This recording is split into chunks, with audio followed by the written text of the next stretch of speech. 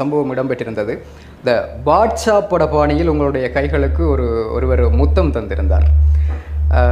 அப்பொழுது நீங்கள் அதை எப்படி பார்த்தீர்கள்? திரும்பவும் சொல்கிறேன், நான் இப்போது உங்களுடைய சமூகம் இது உங்களுக்கு இப்போ மொபைல் கால் பண்ணும் வரை எனக்கு சரியாக விடம் என்று தெரியவில்லை. ஒரு 5 வீடு தாண்டி நிப்பாட்டின் போது ஒரு அம்மா ஒரு ஆள் வந்து, இது உண்மை கதை, என்னுடைய கார் டேஷ்போர்டில் எனக்கு நீங்கள் கதைத்த போது கதைக்கும் போது உங்களுக்கு கேட்டிருக்கும். ஐயோ என்னுடைய தெய்வத்தை கண்டுவிட்டேன் என்று குளறி உங்களுக்கு கேட்டிருக்கும். அதுதான் மக்களின் மீது வைத்துள்ள அன்பு.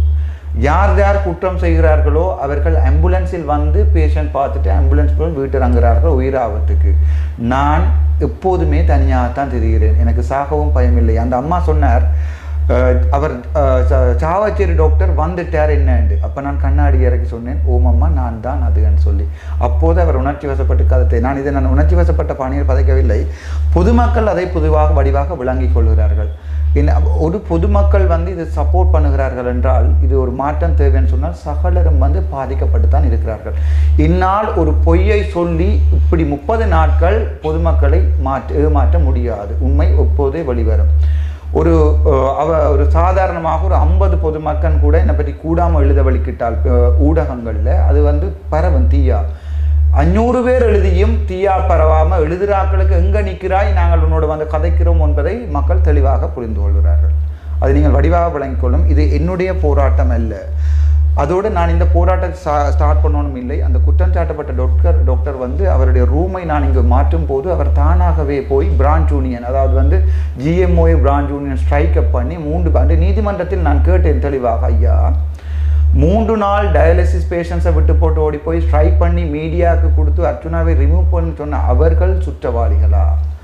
3 நாள் மிக்சர் பேக்கெட்டும் தண்ணியும் குடித்து நான் 3 ஃபுல்லாக பார்த்துருக்கிறேன். நான் வந்து அட்மினிஸ்ட்ரேஷன் என்றபடியால் நான் அன்று பொதுமக்களை பார்க்க தேவையில்லை. 24 கொலைகள் விழுந்திருக்கும். அந்த கொலைகளுடைய நீதி நியாயம் எல்லாமே நாங்கள் எங்கே பார்த்துருக்கலாம் என்றால் இன்னொரு 20 வருஷம் கழித்து தான். ஆனால் அந்த 20 பேர்களுடைய நீங்கள் கண்கலங்கக்கூடாது, அந்த 20 பேர்களுடைய வீட்டில் இன்று சாவு விழுந்திருக்கும். அதாவது ஒரு செத்த வீடு நடந்திருக்கும். அவர்களுடைய பிள்ளைகளை பற்றி ஜோதித்து பாருங்கள். அவருடைய அம்மா ஆரோ ஒருத்தருக்கு அம்மா, ஆரோ ஒருத்தருக்கு மாமா, ஆரோ ஒருத்தருக்கு சித்தப்பா.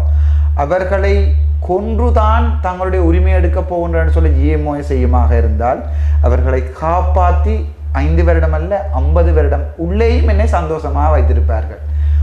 நான் உள்ளே போனால் கூட அங்கே இருக்கிற குற்றவாளிகள் என்று சாட்டப்பட்ட உள்ளுக்குள்ளே இருக்கிற அதாவது ஜெயிலுக்குள்ளே சிறைச்சாலை அவர்கள் என்னை சந்தோஷமாக வைத்திருப்பார்கள் என்று நான் பூர நம்பிக்கை இருக்கிறேன். நான் என்ன சொல்வாரன்னு சொன்னால், இதை நீங்கள் சட்டங்களை பாவித்தோ அல்லது வந்து நாங்கள் போராடியோ பொதுமக்களை கலகம் கிளப்பியோ இந்த விஷயங்களை நாங்கள் செய்ய முடியாது. சரியான பொறிமுறை உருவாக்கப்பட வேண்டும்.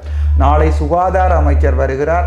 அவரை நீங்கள் பொதுமக்கள் சந்திக்காமல் விட்டால் அதற்கு பிறகு இன்னொரு அர்ச்சுனா வந்து இந்த விஷயத்தை வெளியால் கொண்டு வர வேண்டும் நீங்கள் எதிர்பார்க்க வேண்டாம்.